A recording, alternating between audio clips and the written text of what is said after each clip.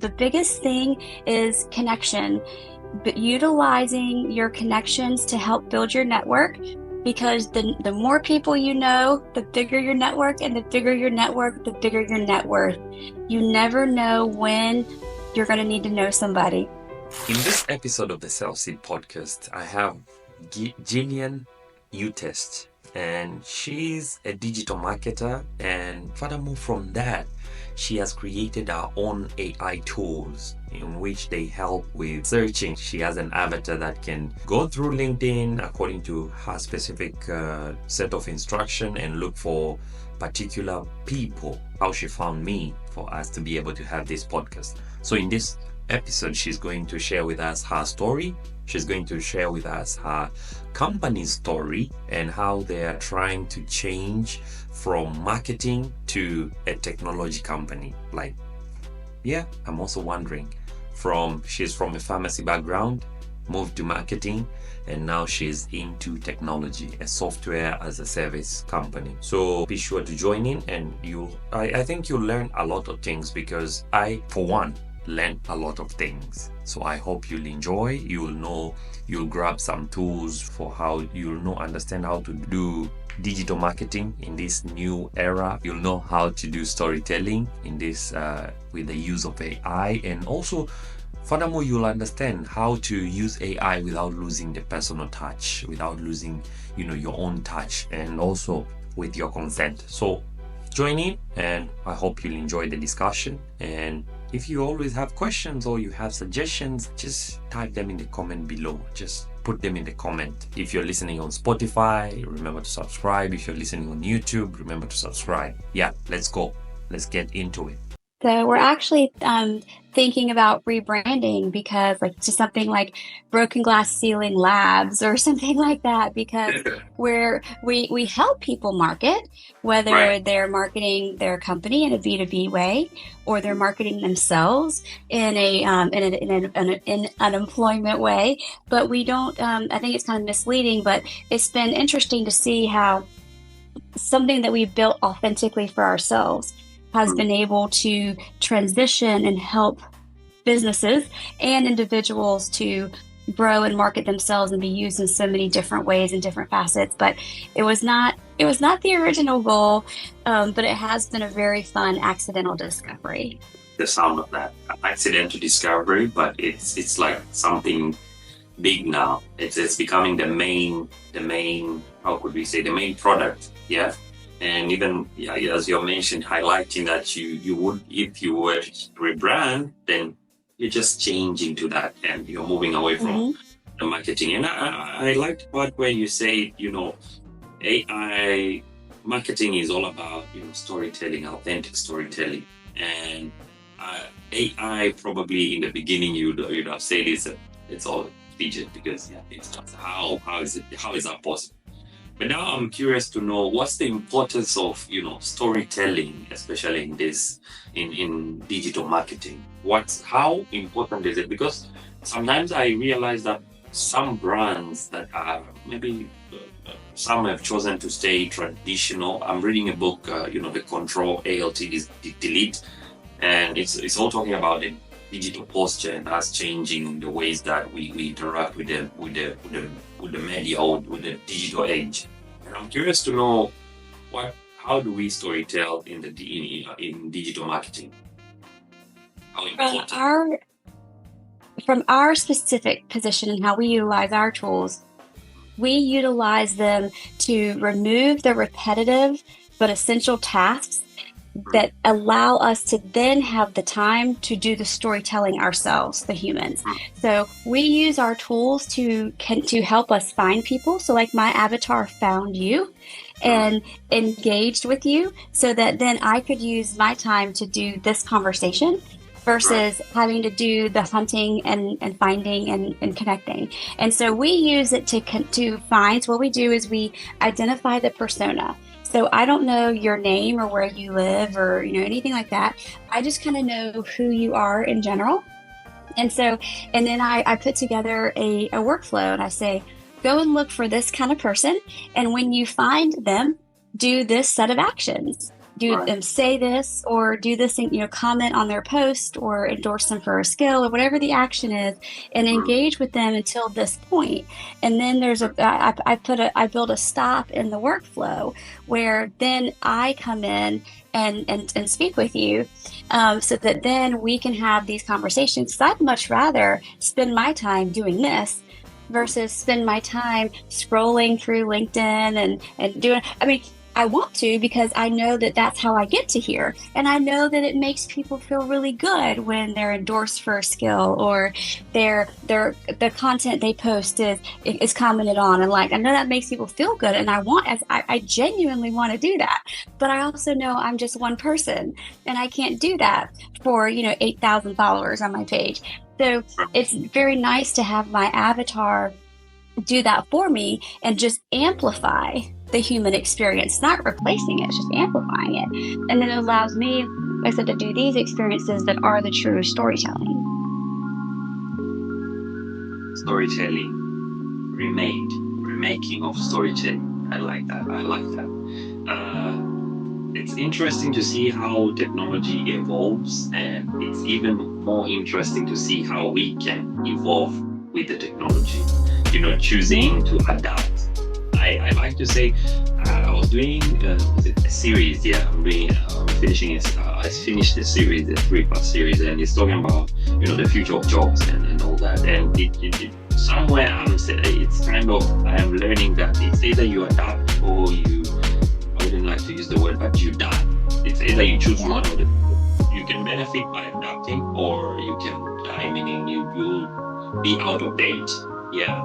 And I just want, as curious as I am, I would like to hear a personal journey of reinventing yourself and your career along the way. We can go through that. Maybe the listener can resonate with that to understand where you come from, why you're saying you are into technology. Why I keep on saying she was from pharmaceuticals and not she's from a pharmacy background and now she's into technology. Yeah.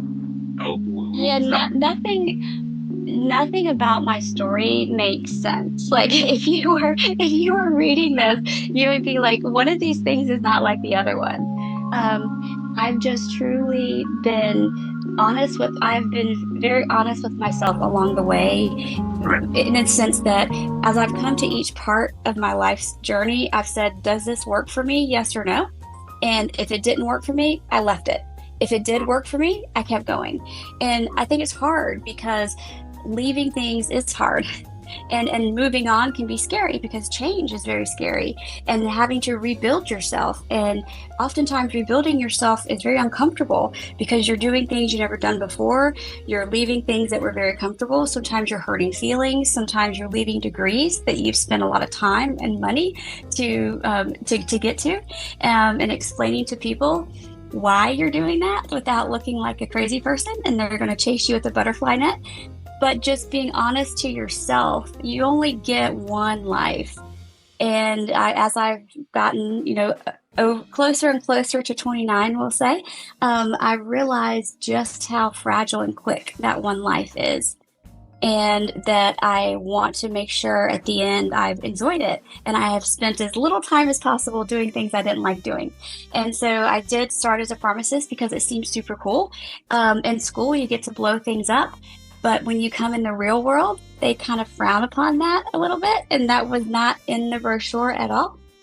And I also came out of school right during the opioid addiction in the early 2000s, which was a super cray-cray time in the world. And so I got into marketing accidentally. It seemed fun. And I thought, well, I'll try it until something better comes along. So that lasted 20 years and it was a super fun ride. I had no plan to do anything different. COVID came along and just kind of put this, you could hear the wheels on the train just squeak to a halt. Because the way I was doing business, the way I was going to market, the way all of my clients were going to market, all that changed. And I thought I was going to come back online the same way I came back online after 2008. I was not nervous at all. I thought, okay, you know what? I've been here before. I'll do it again. I'll come back online after 2008. We'll be back on track, maybe 18 months. No problem. Here we go. coming back online after COVID was nothing like '08, because folks had scattered to the four corners of the earth. You couldn't connect with people in a Starbucks. You couldn't network at shows. You had to learn how to create authentic connections through environments like this. And that wasn't something any of us were trained to do. So how do you find people like you? I mean, and now it's 11:30 in the morning, my time. It's 11:30 at night, your time. How do we do that? That was not something in 2021 we were trained to do. And so getting connections and getting business relationships rebuilt was difficult. So my business literally died right before my eyes because I didn't know how to do that. And so learning how to utilize AI and when and in what parts of the client acquisition story, when to utilize AI and what parts to leave for myself, that is what saved my business. That is what got me back online. That is what I've been so just honestly, truly honored to share with my clients, to help them with their businesses. And now even more honored to help with our subscribers who are using it to get back employed, those who are unemployed, who are using it to find employment faster. That's getting food on tables. That's putting shoes on children. That to me, it just, that brings me so much joy. Outstanding. An interesting journey of a lifetime. Changing from almost 3 areas, coming from where you thought, this is the cool part, you probably will go to blow some things up. Didn't blow anything, but rather you blew all of that, and you decided to go into marketing, and eventually you are here again into technology. And you're still, I like the aspect that you're still making the most out of it. You're still enjoying every part. Like we're still evolving. We're still evolving. Like. Right. And that's the important part. It doesn't matter which road we choose, but we have to learn to enjoy, especially if we choose. I'm just repeating in case they didn't. Yeah, if you choose something, you just learn to enjoy. I like that aspect that they say you don't get to, you don't have to, you just get to. Like you're changing. Yeah, I like this. And you mentioned moving the transition from storytelling, marketing, and all that. Now you're fully focused in technology and data mining and all that. And I'm curious to know what's the role of data mining in today's world, especially in improving business outreach. Like I am trying to build a business, right? And I am doing an outdoor and sporting goods business. And how does data mining help me as a young person, especially in this new era? If I choose to go into investment, I want to go into investments and all that. How do I utilize data mining and to amplify the business outreach? It's 100% essential. Businesses that do not data mine will fail because you don't have the option to network face to face in Starbucks, in coffee shops, or through trade shows and things like that. You have to data mine in order to, like meet someone who is at a completely different time zone. And so you have to do that. But at least for me, it is mind-numbing to do it. Now, I have one of my girlfriends, she loves tedious things. If you have a necklace that's tangled, bring it to her and she will untangle it, and it will bring her such mental pleasure. She'll just love you for it. If you bring me a necklace that's tangled, I'm gonna throw it away because I will drive me crazy. But you have to data mine, and you can't sit there and think, oh, let me put because we are over-consumed with marketing. You can't sit there and go, I'm just going to come up with a really snazzy piece of content or art or visual. It's not going to work. You have to get directly to the person that you want to communicate with and communicate directly to them in the way that they need to hear it, because there's too much visual. We're overstimulated. And so you have to do the data mining, and then you have to reach out to them directly. So that, once I realized that was my first epiphany with getting my business back online. My next epiphany was, oh my stars, I do not want to do that.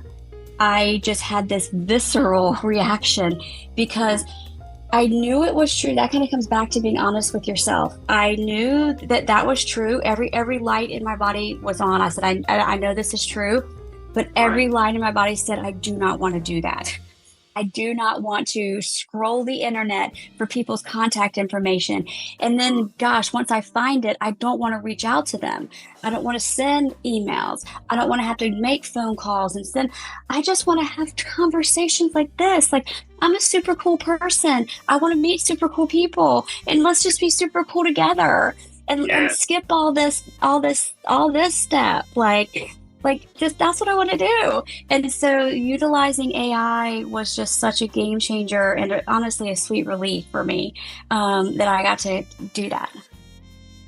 At the mind, it's the trending thing. It should be the important thing a business utilizes so as to reach new audiences and all that. Because I like the way that you keep on reminding us that it's no longer coffee shops. We no longer meet new people in coffee shops. I mean, I go to coffee shop, but yet I don't meet new people. Yeah, I'm always on my. You see people, they've got their they've got their AirPods in. Like, I mean, the world is a different place. It's disconnected. It's we feel like we are close, but we're actually very, very far more than ever. Yeah. Like I feel like the invention of this technology, the computers and smartphones, has just taken the world back to which era? Maybe Middle Stone Age or something. That communities were. I've probably seen 25 people today, and I've spoken to you for 35 minutes. Yeah. I've had more conversation with you on the other side of the world than I've had with the 25 human beings I have interacted with today. If that tells you, we are in a different world. And we are about to conclude our podcast today, and I hope to the listener he or she has enjoyed the podcast. And I'm curious, my last curiosity, because I'm always curious to ask questions from your end, and for the listener to ease the listener's time. How can entrepreneurs embrace AI while maintaining, a personal touch? Because sometimes you find that you decide to write a script by using AI, and you forget even to edit some parts, and it loses the human touch. Then how do we embrace AI and yet maintain the human touch? This is like my final question, I promise. Yeah. I approach most things very basic, just like you kind of my post-it notes here. Look at your daily tasks and just write down what you do. And then go through with a red and a green marker and just put a note, put a little bubble. Red if you hate doing that, green if you like doing that. And then all of the red tasks, just see, hey, could AI do that? And then Google and see if a tool exists. Is there already an AI tool that does this task?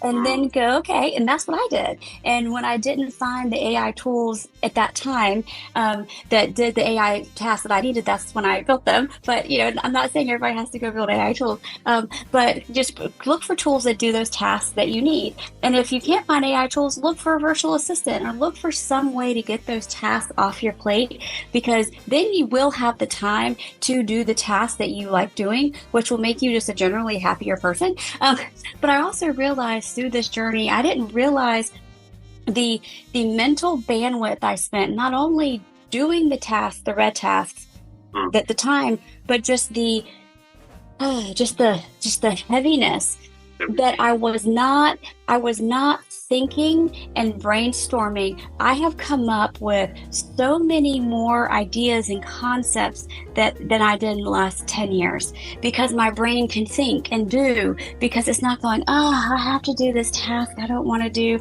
So it's not only the time doing the actual task, it's that mental drain of that task. So just go through very simply and identify the tasks and know that, yes, you may pay a monthly fee for an AI tool. Yes, you may pay a monthly fee for a virtual assistant or something like that.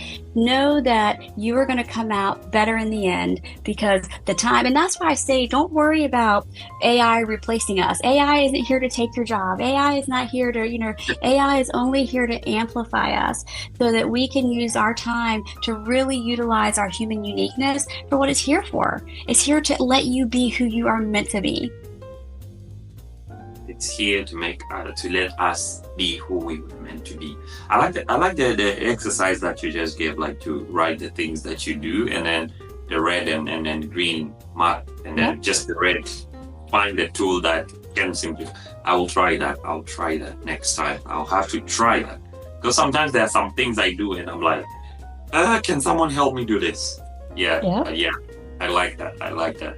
So this is all about the podcast today, and I would love for you to market yourself again, because you're good at marketing and you're good at technology. So you can market. How can people connect with you? But furthermore, I love that we have been talking about the AI tools and all that, and yet you didn't mention the name of your AI, some of your AI tools or something like that.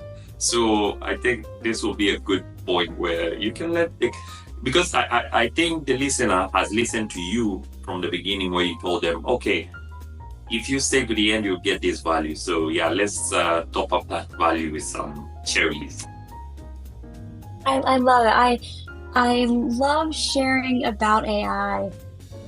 This is where I'm like a terrible salesperson, because I love sharing more about AI so people are not afraid of it, and then I forget to talk about my actual tools. Right. You can check them out on our YouTube channel, which is Broken Glass Ceiling Marketing.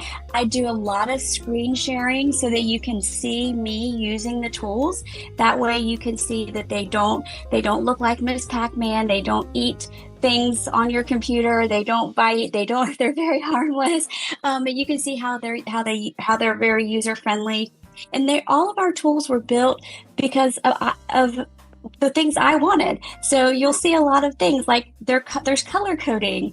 You can see like on Manuel's profile, it shows his current time. So you just little things that make it easier for me. So they may not work for you, but they're there. And so we also utilize AI to help with crafting responses so that you can get responses back to people quickly, because that was important to me. So you can watch the YouTube videos. It shows some really cool ways. We also kind of talk about our services on our website, brokenglassceilingmarketing.com. I also have a link for my calendar. I'm happy to get on a call with anybody and talk with you, even if you're just wanting to talk about AI because you're nervous about it or just kind of want to talk to me something. I'm happy to help you with that. We are doing a big push right now with utilizing our tool for job seekers. So if you're currently between jobs, or if you're in a job and you just hate it and you want to do something else, I'm all about that for my story. I'd love to help you do that, or any other way that you can utilize our tool. The biggest thing is connection, but utilizing your connections to help build your network, because the more people you know, the bigger your network, and the bigger your network, the bigger your net worth. You never know when you're going to need to know somebody. And you're going to need to know somebody in a split second. And at that point, you're not going to have time. It takes time to build your network. And so it's best to go ahead and get started that way, whether you want to make a job change now, or you want to make a business change later, or you want to 10 years from now start a podcast. If you go ahead and have all those connections, then you can live those dreams and you can make those pivots. I would love to chat with you. Check out our YouTube channel, our website. We're also on LinkedIn. I'd love to chat with you. Oh. You never know when you'll have to say, I know somebody who knows somebody who might know somebody. That's interesting. It's interesting. Thank you, Gillian, for being on the podcast today. Yeah, Gillian is on LinkedIn. So can you mention your LinkedIn as well? And yeah, we'll also attach it for the listener to try and reach out to you. I'm on LinkedIn, and it's Gillian with a G. So it's Gillian Utesch. And yeah, we can drop the links then. And then it's Broken Glass Ceiling Marketing on LinkedIn as well. All right. Thank you very much. Thank you very much, Gillian, for sharing awesome things with me today. I hope that the listener has also got some things like the color coding and all that, and then just find an AI tool to replace and know that everything is possible. If Gillian was able to move from pharmacy, blowing up stuffs which didn't blow in the real world, and marketing and COVID made her shift to technology, we can also do it. Thank you so much, Gillian, and to the listener. Have a good one. We hope to see you on the other side, where you also have your own tools. Bye bye.